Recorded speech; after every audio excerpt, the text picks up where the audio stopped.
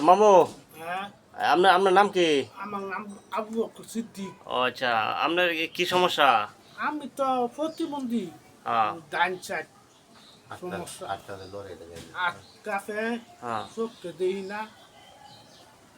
এই তোমার কি সমস্যা। দরকার, কি চাও তুমি?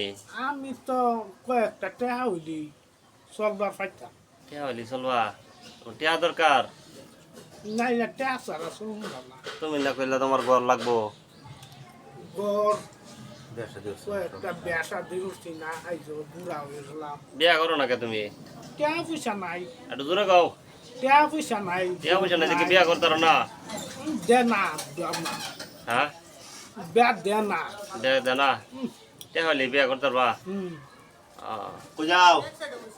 তাহলে কবে তোমার ভিডিওটা যারা যারা দেখতেছে তারা যেন তোমার পারলে তোমার যে একটা বিয়ার ব্যবস্থা করে দেয় নাকি?